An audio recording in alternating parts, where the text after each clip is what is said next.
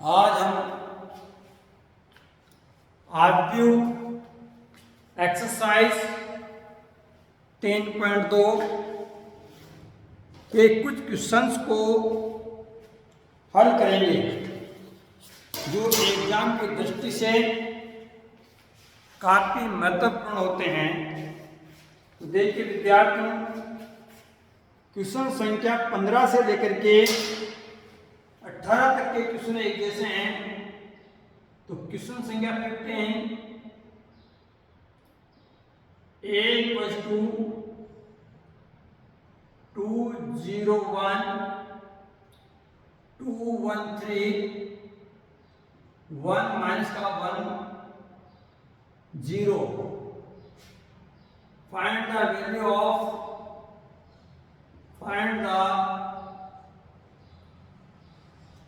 Value of a square minus का 5p plus 6i। इसकी value अपने को फाइंड करनी है। आप देखिए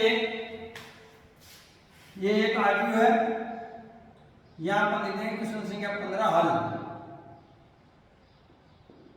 आर्ग्यू संख्याओं या फलनों का एक आयताकार क्रम विन्यास होता है जो आपको दिया गया है। हमें इसकी वैल्यू फाइंड करने की ये क्या है, देखिए यहां ये पहला है, सॉरी यहां इसमें से अलग अलग मान ज्ञात करेंगे, इसको नंबर 1 दे देंगे। a स्क्वायर 5p और 6i की वैल्यू फाइंड करके फिर अपन इसमें मान लिख देंगे। तो a स्क्वायर को मैं लिखूंगा a dot a equals to 201 213 1 minus का 1 0 201 213 1 माइनस का 1 0। a डॉट a अर्थात a स्क्वायर पंक्ति का स्तंभ से गुणा करेंगे तो देखिएगा 2 into 2 plus 0 into 2 plus 1 into 1। पंक्ति इस पंक्ति को इस स्तंभ से, इस पंक्ति का इस स्तंभ से। Next 2 into 0 plus 0 into 1 plus 1 into minus का 1। Next 2 into 1 plus 0 into 3 plus 1 into 0। इसी प्रकार से same method 2 into 2 plus 1 into 2 plus 3 into 1 2 into 0 plus 1 into 1 plus 3 into minus का 1। Next 2 into 1 plus 1 into 3 plus 3 into 0। Clear. अब next 1 into 2 plus minus का 1 into 2 plus 0 into 1 1 into 0 plus minus का 1 into 1 plus 0 into minus का 1।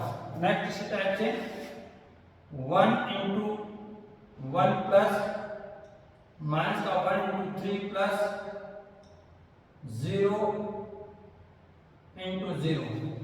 अर्थात पंक्ति और स्तंभ को गुणा करते हैं। ये अपनी याद रखते हैं, पंक्ति और स्तंभ का गुणा करना है। पंक्ति और स्तंभ का गुणा करते हैं। अब देखिए इनका गुणनफल क्या प्राप्त हुआ, 4 1 5 0 0 माइनस का 1 2 हो गया, 4 2 6 3 9, 0 1 माइनस का 2 2 3 5 and it is 2 minus 2 0 0 0 minus का 1 1 minus का 3 minus का 2, ये मेरे पास ए स्क्वायर की वैल्यू आ गई। अब इसमें एक विशेषता देखो यहाँ 2 2 2, ये सब 2 2 2 2 क्यों है? क्योंकि इस 2 का गुणा इस 2 से, इस 2 का गुणा इस 2 से, इस 1 का गुणा इस 2 से, ऐसे मान लो आप। फिर वापस 2 2 1 का गुणा 2 का गुणा 0 से 2 का गुणा 1 0 से, इस प्रकार से 0 0 1 0 0 1 सब में सेम टाइप के आएंगे आपके 1 1 1 आ गए, -1 -1 1 1 1, तो इसका मतलब पंक्ति इंटरेस्ट था। ये मेरे पास हो गया सेकंड। और फिर और मेरे पास है माइनस का 5 पे, माइनस का 5 पे या 5 पे लिखिए तो 5 और ये मैट्रिक्स है मेरे पास 2 0 1 2 1 3 और 1 माइनस का 1 और 3, मैट्रिक्स का स्केलर प्रोडक्ट है, स्केलर प्रोडक्ट कहलाता है मैट्रिक्स का।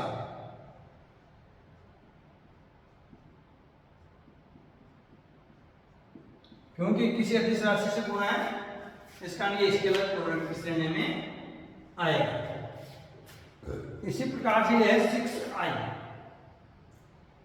यहां समझने वाले 6 तो अदिश राशि है, i जो ए मैट्रिक्स है इसी कोटि का मैट्रिक्स कहलाएगा, आयतात्मक मैट्रिक्स इसी कोटि का। 1 0 0 0 1 0 0 0 1, इसको मैंने मल्टीप्लाई किया 6 0 0 0 6 0 0 0 6, ये मेरे पास 4 आ गया। 2 3 4 का मान 1 में रखना है मेरे को, 2 3 4 की वैल्यू किसमें रखना है? इस 1 में, तो 1 में रखूंगा तो मेरे पास आ गया ए स्क्वायर की वैल्यू है 5 माइनस का 1 और 2 9 माइनस का 2 5 माइनस 0 और माइनस का 2, तो 0 माइनस का नहीं होता कभी भी, ठीक है।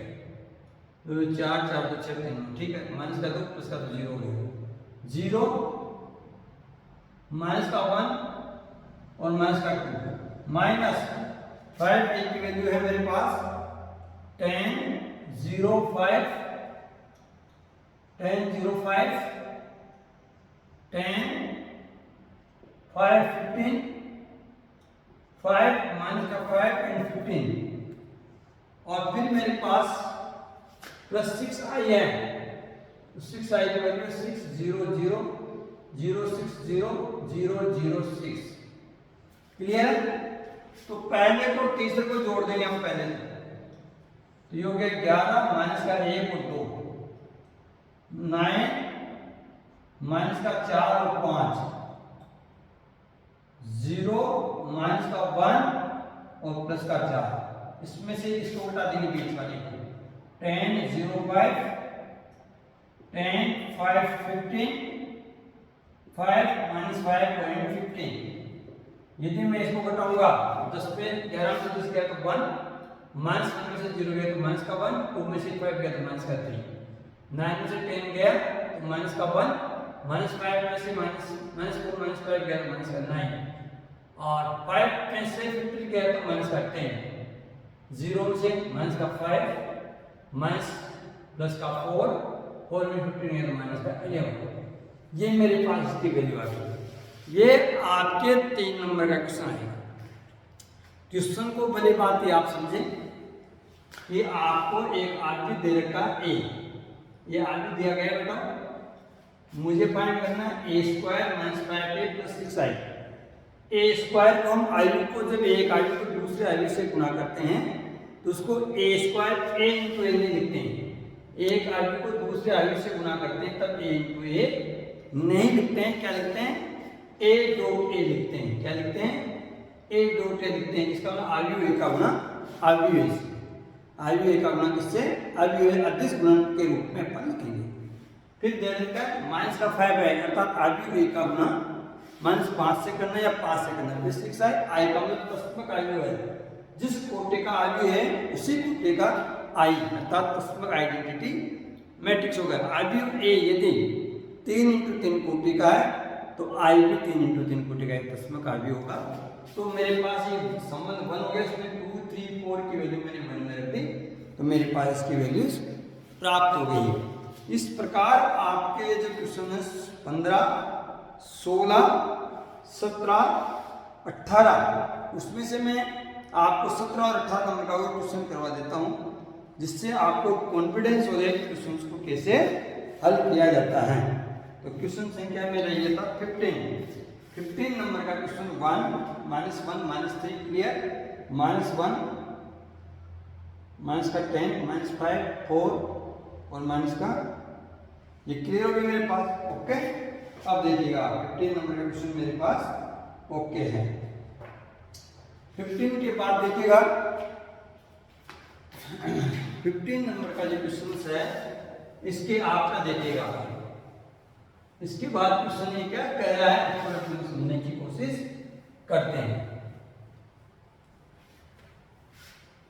अब देखिएगा आपको ज्यादा कुछ नहीं करना है, इसमें a cube minus matrix a का मान दे रखा है और आपको a cube minus 5a square sorry 6a square plus 7a plus 2i equal to 0 ये फाइंड करना है। घबराए नहीं, इसका मतलब a स्क्वायर को मैं लिख सकता हूं a स्क्वायर डॉट a, क्योंकि a स्क्वायर वैल्यू मेरे को पहले याद होगी तो 1 भी हो गया, और a स्क्वायर को मैं लिख सकता हूं a डॉट a। क्लियर है, ये दोनों ज्ञात, पहले इसका मान ज्ञात करो 2 का, फिर उसको a से मल्टीप्लाई करके a क्यूब आ जाएगा, अर्थात हमारे को मैट्रिक्स का गुणा करना आना चाहिए। थोड़ा ठीक रूप से करें, चिन्हों का ध्यान रखें, गुणा का ध्यान रखें, थोड़ी सी भी मिस्टेक हमारे लिए समस्या पैदा कर सकती है, इस कारण थोड़ा सा मल्टीप्लाई करके इसमें आपको ध्यान रखना चाहिए। और ये कह रहा है कि इन सबको हल करने पर अर्थात ये शून्य आयु आएगा, अर्थात यहाँ पे इसको हल करेंगे पूरे को तो मेरे पास शून्य आयु आएगा। जीरो आयु किसे कहते हैं, जीरो मैट्रिक्स किसे कहते हैं, एक ऐसा आयु जिसके समस्त अवयव शून्य हो तो उसको हम शून्य आयु कहते हैं। और ये भी आप ध्यान दे दो कि किसी भी आयु का मान ज्ञात नहीं किया जाता है, अर्थात आयु का कोई मान नहीं होता है। इस चीज का विशेष ध्यान रखना कि इसका हल आया है शून्य, लेकिन यदि मेरे पास 3 इंटू 3 कोटि का शून्य आयु है, 3 इंटू कोटि का शून्य आयु है, इसका मतलब ये नहीं कि ये ओ है, अर्थात शून्य आयु को ओ से व्यक्त कर रहे हैं, तो इसकी का मतलब ये नहीं कि इस आयु का मान value of the zero matrix is equal to 0, no not, ऐसा नहीं होता है। अर्थात आपको ये सदैव लर्न रखना है, यू ऑलवेज मस्ट लर्न, आपको सदैव यह याद रखना चाहिए, यू ऑलवेज शुड लर्न, या अवश्य याद रखना चाहिए कि आयु का अपना कोई मान नहीं होता है, जबकि सारणिक का मान होता है, जो कि अपन लेसन नंबर 4 में पढ़ेंगे। क्लियर है, इसका मान भी आप 16 नंबर की का मान भी आप याद कर सकते हैं। जिस प्रकार से हमने 15 फाइंड किया वैसे आप 16 भी फाइंड कर सकते हैं। अब मेरे पास 17 नंबर का क्वेश्चन, 17 नंबर का क्वेश्चन क्या कह रहा है थोड़ा समझिएगा। a इक्वल्स टू 3 माइनस का 2 4 माइनस का 2, क्लियर है। और ये कह रहा है a square equals to ka minus 2i, find the value of k, find the value of k। इस टाइप में क्वेश्चन एग्जाम में आते हैं 15, 16, 17, 18। तो देखो ये क्या कह रहा है, a स्क्वायर फाइंड करना है, तो देखिए अपने यहाँ a है, वैल्यूज रखते हैं बेटा, तो सबसे पहले तो सीधी वैल्यू में रखेंगे a स्क्वायर को अपन क्या लिखेंगे, a डॉट a लिखेंगे बराबर k a माइनस का 2 है। अब मैट्रिक्स ए का मान यहाँ पे प्रतिस्थापित करेंगे, सब्स्टिट्यूट करेंगे। 3 माइनस का 2 4 माइनस का 2, इसी को इसी से मल्टीप्लाई करना। 3 माइनस का 2 4 माइनस का 2 इक्वल टू के, ए की वैल्यू वापस 3 माइनस का 2 4 माइनस का 2 माइनस 2 आई। अब थोड़ा ध्यान दीजिए, आई को हम इकाई मैट्रिक्स कहते हैं। क्या बोलते हैं इसको अपन? इकाई मैट्रिक्स। इसे हम क्या बोलते हैं? इकाई मैट्रिक्स। इकाई मैट्रिक्स का मतलब है कि आर्बिट ए जिस कोटि का है उसी कोटि का इकाई मैट्रिक्स आई होगा। तो यहाँ पे 2 × 2 कोटि का होगा। क्यों होगा? क्योंकि आर्बिट ए की कोटि 2 × 2 है। तो 1 0 0 1। थोड़ा सावधानी बरतेंगे, हल्की सी अगर हमारा मिस्टेक हो गया गुना करने में तो क्वेश्चन गलत हो सकता था। गलत का मतलब हो गया आपके, यदि क्वेश्चन 3 नंबर का आता तो कुछ अंक आपके कट सकते हैं, क्योंकि आपने प्रोसीजर तो सही अपना है, मल्टीप्लाई करने पर आपका आर्ग्यू समुचित रूप से वही आंसर प्राप्त नहीं होगा जो होना चाहिए था। अब देखिए 3 का मल्टीप्लाई 3 से, तो 3 × 3 प्लस माइनस का 2 × 4। क्लियर है? पहली पंक्ति पहला स्तंभ, ये पहला स्तंभ। इसी प्रकार 3 × माइनस का 2 और प्लस माइनस का 2 × माइनस का 2। क्लियर है? ऐसे 4 × 3 प्लस माइनस का 2 × 4। नेक्स्ट 4 × माइनस का 2 प्लस माइनस का 2 × माइनस का 2 इक्वल्स टू। अब देखिए कैसे मल्टीप्लाई करना है मेरे को इसको, तो मैं लिखूंगा 3k माइनस का 2k 4k माइनस का 2k। इसको 2 से मल्टीप्लाई कर दीजिए आप, 2 0 0 2। इसको यदि मैं मल्टीप्लाई करूंगा तो मेरे पास आ जाएगा 3 3 9 और 8 1, 3 2 माइनस का 6 और प्लस का 4 माइनस का 2, 4 3 12, 12 में से 8 गया तो 4 माइनस का 8 और प्लस का 4 माइनस का 4 इक्वल टू। अब आप इसे घटाएंगे तो ये हो जाएगा मेरे पास 3k माइनस का 2 माइनस 2k 4k और माइनस का 2k माइनस का 2। दोनों आयु समान कोटि के हैं, इसका दोनों आयु की तुलना कर सकते हैं। तो देखो इसका 1 = 3k माइनस का 2, तो k = 3/3 बराबर 1। अर्थात इसके लिए ये मान, इसके लिए भी ये मान होगा। देखिएगा माइनस का 2k = माइनस का 2, तो k = 1, सेम वैल्यू हो गई। 4 = 4k अर्थात k = 1, सेम वैल्यू हो गई। माइनस का 4 = माइनस का 2k माइनस का 2 इधर आया तो k = मेरे पास 1 हो गया। अर्थात प्रत्येक कंडीशन में मेरे पास k की वैल्यू 1 प्राप्त हो रही है और यही इसका हल होगा।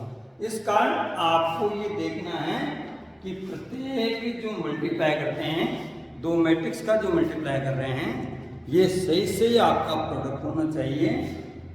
यदि थोड़ा भी इसमें गलत हो गया तो आपकी क्वेश्चन तुरंत ही गलत हो जाएंगे। इसका हमें विशेष ध्यान रखना होगा। अब देखिएगा नेक्स्ट अगला क्वेश्चन क्या कह रहा है उसको देखिए। ये आ गया आप समझ में। अब देखिएगा नेक्स्ट क्वेश्चन को समझने का प्रयास करते हैं। अगला क्वेश्चन क्या कह रहा है आपका, एग्जाम्पल नंबर 18 हल। 18 नंबर का क्वेश्चन है a = 0 माइनस का 10 α/2 10 α/2 0 तथा एक कोटि 2 का एक सकारात्मक आव्यूह है I, तो सिद्ध कीजिए। मुझे क्या प्रूफ करना है? टू प्रूफ मुझे करना है I plus A equal to I minus A matrix cos alpha minus sine alpha और साइन अल्फा और कोस अल्फा। ठीक है बेटा, वेरी वेरी इंपॉर्टेंट क्वेश्चन, बहुत ही महत्वपूर्ण क्वेश्चन है। एक तो मैंने पहले कहा था आपको कि 3.2 जो एक्सरसाइज है काफी महत्वपूर्ण है और इसमें आपके 5-7 क्वेश्चन काफी महत्वपूर्ण है, उनका हल आपको आना चाहिए। तो ये कह रहा है आई प्लस ए, इसको मैंने ले लिया आर एच एस, मान लीजिए पहले आर एच एस ले लेते हैं। आर एच एस लेने पर आर एच एस लेंगे, आई का मतलब इसी कोटि का पश्चिम का भी 1 0 0 1, इसमें मैंने जोड़ दिया 0 माइनस का 10 अल्फा बाई 2 10 अल्फा बाई 2 0। अगर मैंने दोनों को प्लस किया 1 माइनस का 10 अल्फा बाई 2 और बेटा यहाँ हो गया 10 अल्फा बाई 2 और ये 1। क्लियर, एक पूछना क्लियर हो गया बात। अब एलएचएस लेने पर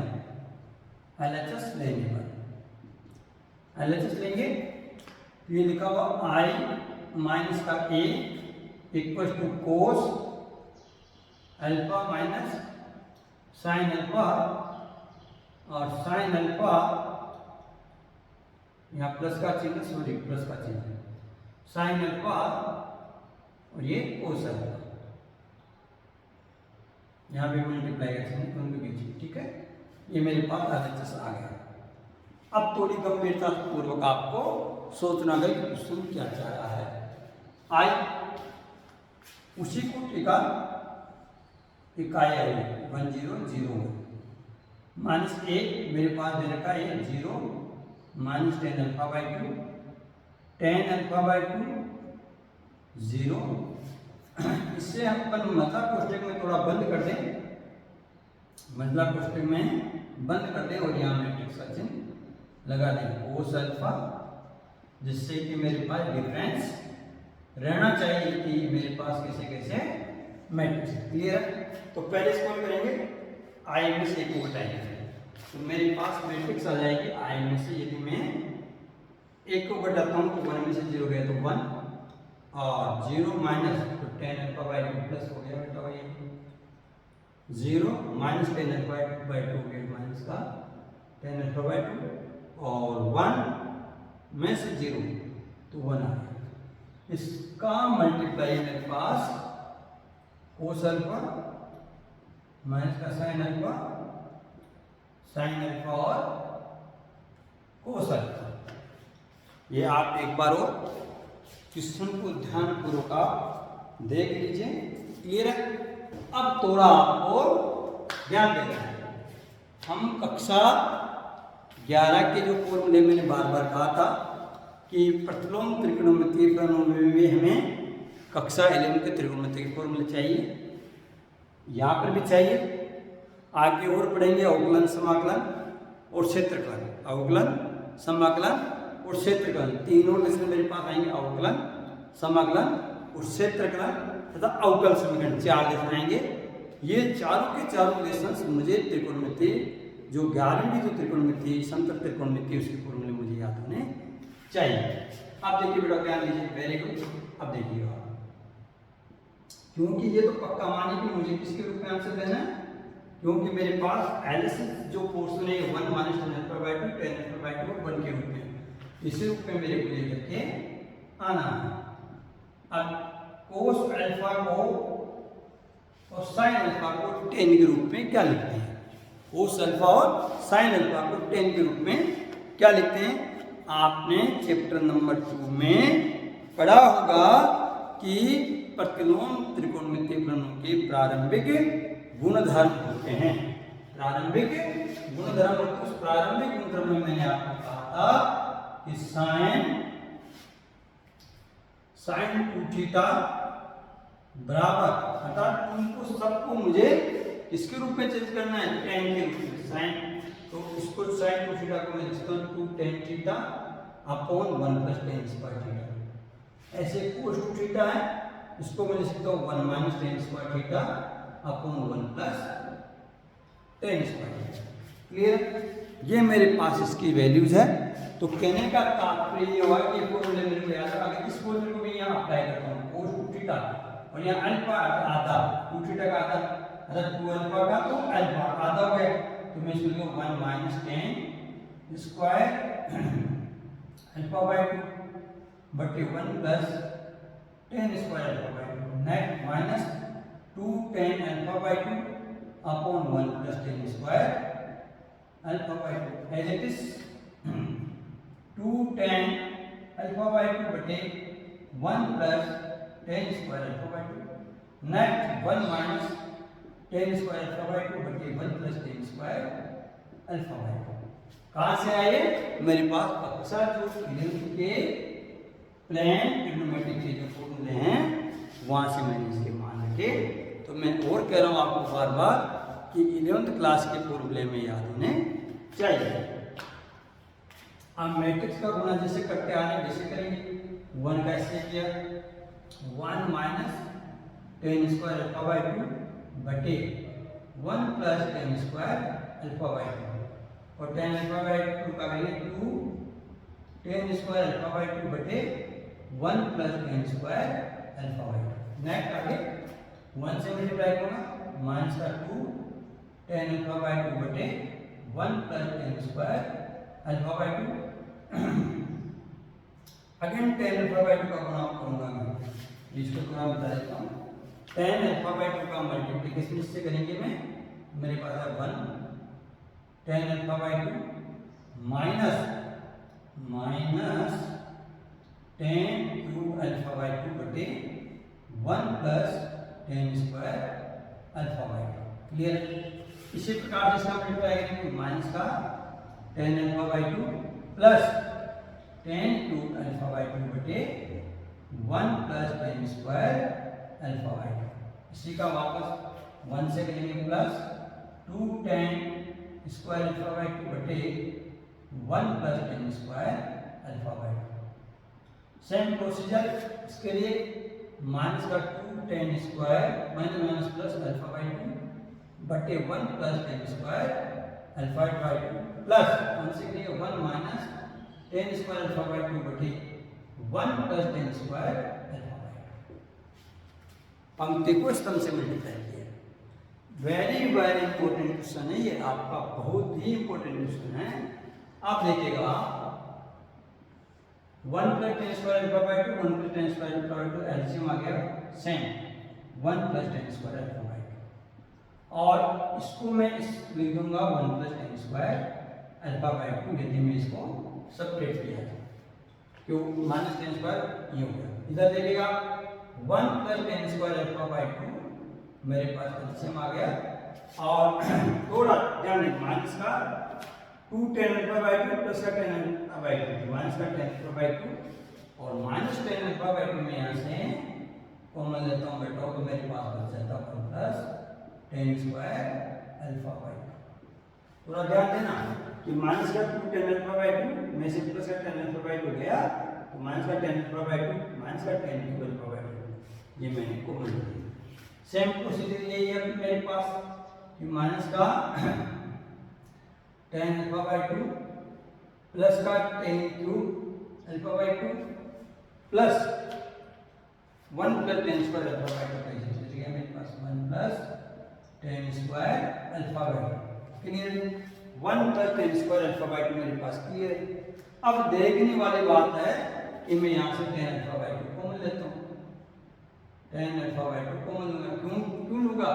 क्योंकि 2 10 अल्फा बाई 2 2 10 अल्फा बाई 2 में से एक 10 अल्फा बाई 2 गया तो मेरे पास 10 अल्फा बाई 2 बचा और ब्रैकेट बनेगा 1 plus 10 square alpha by 2। Clear? ऐसे ही मेरे यहाँ पे भी 1 plus 10 square alpha by 2 common लिया तो 2 10 में से ये तो 1 प्लस 10 स्क्वायर अल्फा बाई 2। थोड़ा आपको इसको हल्का सा सावधान सॉल्यूशन करना है। देखो जैसे मैंने इसका किया माइनस का 10 अल्फा बाई 2 से गुणा किया माइनस का 10 alpha by 2 minus minus plus 10 cube alpha by 2 बटे 1 प्लस 10 स्क्वायर अल्फा बाई 2 1 से मल्टीप्लाई किया मैंने 2 10 स्क्वायर 2 10 स्क्वायर नहीं 10 alpha by 2 tan alpha by 2 क्या है 2 tan अल्फा बाई 2 स्क्वायर नहीं है 2 tan अल्फा बाई 2 बटे 1 plus tan square alpha.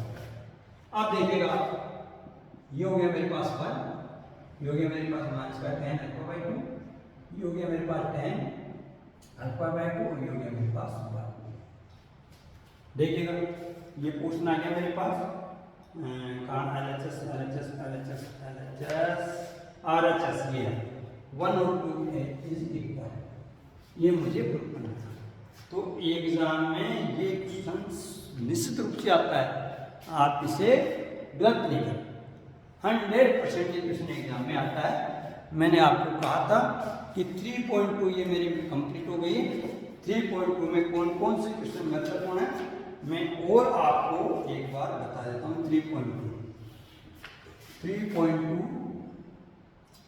Exercise 3.2 का मैं कौन कौन से क्वेश्चन महत्वपूर्ण उसमें क्वेश्चन नंबर 7, क्वेश्चन 7, 8, 13, 14,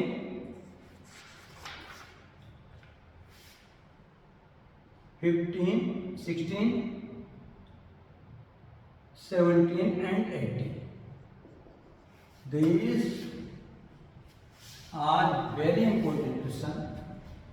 ये जो क्वेश्चन है 3.2 के एक्सरसाइज 3.2 के क्वेश्चन 7, 8, 13, 14, 16, 17 और 18 1, 2, 3, 4, 5, 6, 7 ये 7 क्वेश्चन काफी महत्वपूर्ण है जिस पर ये पूरी 3.2 आश्रित है। पूरी की पूरी 3.2 किस पर आश्रित है? इन क्वेश्चंस के ऊपर आश्रित है, जिसमें से आपके पास 18 नंबर का क्वेश्चन बहुत ही महत्वपूर्ण 18 नंबर का क्वेश्चन एंड 15 नंबर का क्वेश्चन 18 क्वेश्चन संख्या 18, क्वेश्चन संख्या 16 एंड क्वेश्चन संख्या 13, क्वेश्चन संख्या 13, 16 and 18 are very very important question. ये बहुत ही महत्वपूर्ण क्वेश्चन है। तो हमने इसको हल कर लिया है। अब आगे थोड़ा हम आव्यूह का परिवर्त पढ़ेंगे। आव्यूह का परिवर्त क्या होता है? आव्यूह का परिवर्त देखिएगा, परिवर्त का मतलब होता है ट्रांसपोज करना, ट्रांसपोज ऑफ मैट्रिक्स। आव्यूह का परिवर्त ट्रांसपोज ऑफ मैट्रिक्स कहलाता है। आव्यूह का परिवर्त, आव्यूह का परिवर्त ट्रांसपोज मैट्रिक्स, ट्रांसपोज मैट्रिक्स। एक मैट्रिक्स एक ट्रांसपोज मैट्रिक्स कहलाती है यदि किसी मैट्रिक्स ए के स्तंभ और पंक्तियों को परस्पर बदल दिया जाए। तो ट्रांसपोज मैट्रिक्स को मैं ए डेश या ए की पावर टी द्वारा व्यक्त करता हूँ, ए डेश या ए की पावर टी द्वारा व्यक्त करता हूँ। और यदि किसी ए मैट्रिक्स है, मैट्रिक्स ए है, मैट्रिक्स ए है, इसकी कोटि m इंटू n है। मैट्रिक्स ए की कोटि m इंटू n कोटि का, m इंटू n कोटि का, तो इसका ए डेश या ट्रांसपोज ए क्या हो जाएगा मेरे पास n इंटू n कोटि का हो जाएगा। अर्थात पंक्ति को स्तंभ में, स्तंभ को पंक्ति में बदल देंगे। तो एक ऐसा मैट्रिक्स जिसके स्तंभ और पंक्ति को परस्पर बदल दिया जाए उसे हम परिवर्त मैट्रिक्स करते हैं। परिवर्त ट्रांसपोज ऑफ मैट्रिक्स कहलाते हैं। जैसे मैट्रिक्स ए है, इस मैट्रिक्स में 1, 2, 3 है, बोलो कितनी पंक्ति है? 3 इंटू एक स्तंभ है। इसका ट्रांसपोज फाइंड करना है, ए डेश या ए की पावर टी फाइंड करना है। तो मेरे पास ये हो जाएगा पंक्ति को स्तंभ में, स्तंभ है तो उसको पंक्ति में दे दो 1, 2 और 3। इसमें पंक्ति इंटू स्तंभ कितनी पंक्तियां? 1 इंटू स्तंभ कितना? 3। आगे उल्टा हो गया कि देखो n इंटू n की जगह ये कौन सा n इंटू n, n का मान कितना? 3 है, n का मान 1 है। यहाँ पे देखो आप n इंटू n हो गए, ठीक है। तो किसी भी मैट्रिक्स की पंक्ति स्तंभों को परस्पर बदल दिया जाए तो उसे हम परिवर्त मैट्रिक्स कहते हैं। परिवर्त मैट्रिक्स आयताकार मैट्रिक्स होते हैं और वर्गाकार मैट्रिक्स भी हो सकते हैं।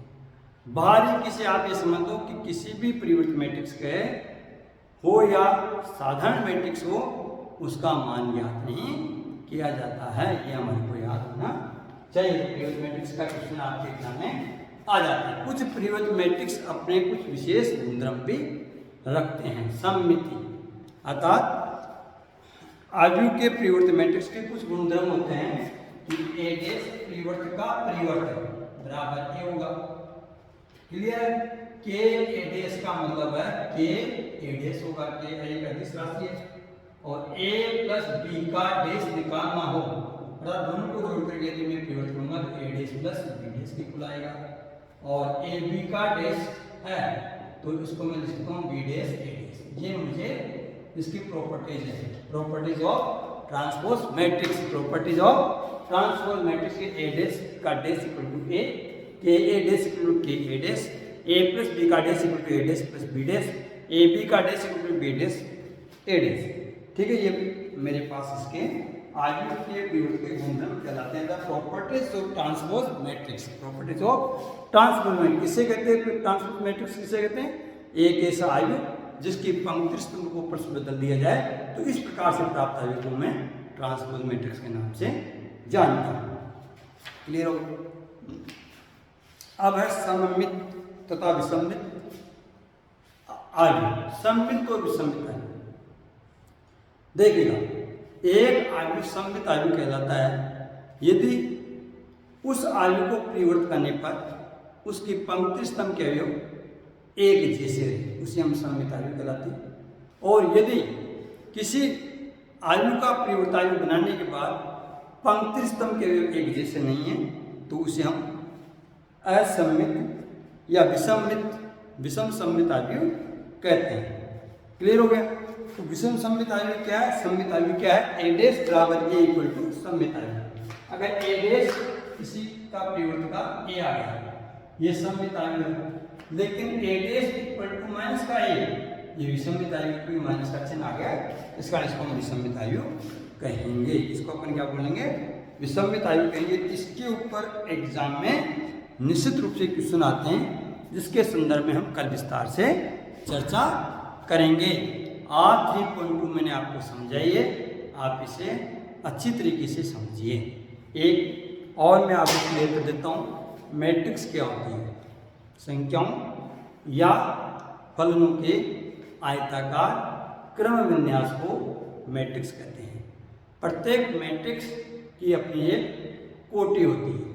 एक ऐसा मैट्रिक्स जिसमें केवल एक ही अवयव विद्यमान हो तो उसकी कोटि 1 इंटू 1 होती है। एक ऐसा मैट्रिक्स जिसमें 4 अवयव विद्यमान हो उसकी कोटि 2 इंटू 2 होती है। एक ऐसा मैट्रिक्स जिसमें 9 अवयव विद्यमान हो उसकी कोटि 3 इंटू 3 होती है। किसी भी मैट्रिक्स की कोटि को हम m इंटू n द्वारा व्यक्त करते हैं, जहाँ m का मान, m को हम आव्यूह में स्तंभ की पंक्ति की संख्या कहते हैं तथा n को हम आव्यूह में स्तंभ की संख्या द्वारा व्यक्त करते हैं।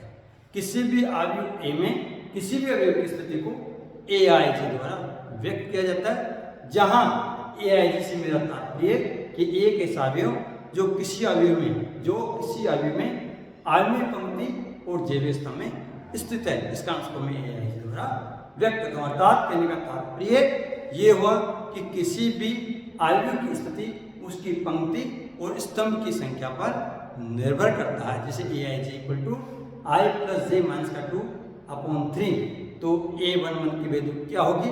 i और j के मान 1 1 रख दीजिए। 1 प्लस 1 माइनस का 2 अपॉन 3, 0.3 इक्वल टू 0। अर्थात मेरे पास i और j की वैल्यू अर्थात a11 का मतलब है एक ऐसा आव्यूह जो पहले पंक्ति और पहले स्तंभ में है और आव्यूह की स्थिति i के प्लस j के माइनस का 2 अपॉन 3 है, तब a11 पर बैठा हुआ आव्यूह अर्थात आव्यूह में विद्यमान अवयव शून्य होगा। आव्यूह में विद्यमान अवयव शून्य होगा।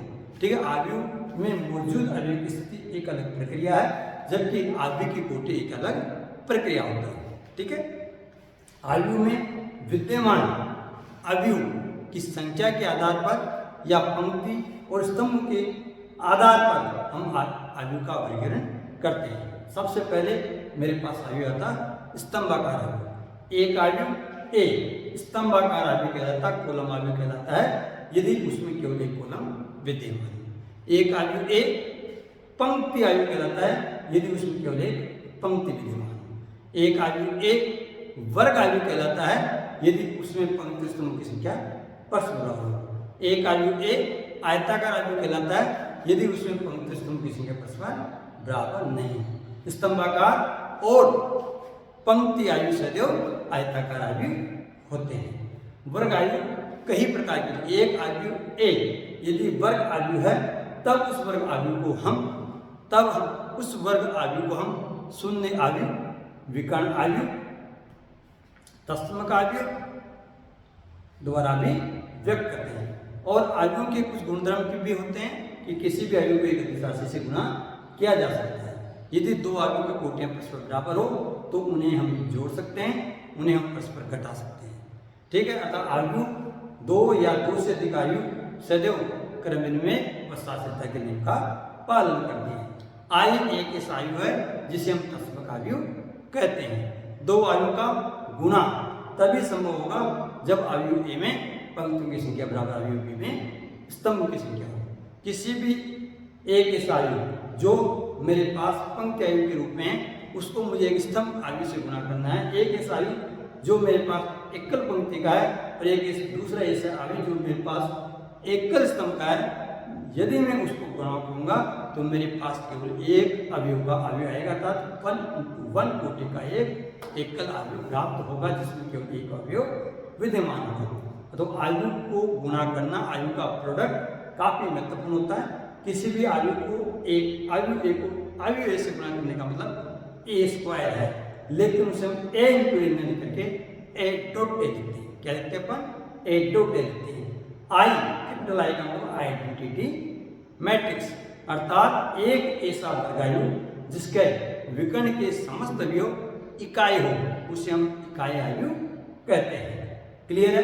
ये सब चीजें आपके समझ में आई होगी और आयु का गुणा आपके समझ में आया होगा। 3.2 में मैंने काफी 7 क्वेश्चन काफी महत्वपूर्ण बताए हैं। Question 7, 8, 13, 14, 16, 17 and 18 are very very important question. इनमें से 13, 16, 18 क्वेश्चन माध्यमिक शिक्षा बोर्ड द्वारा आयोजित 12वीं मैथमेटिक्स की गणित के प्रश्न पत्र में ये क्वेश्चन कई बार रिपीट हुए हैं। क्यों हुए हैं? क्योंकि कुछ आयु को फलन के रूप में दिया गया था और कुछ आयु को संख्याओं के निरूपण के रूप में देकर के मैंने इनको हल किया था। इसके बाद हमने पढ़ा था परिवर्त आयु।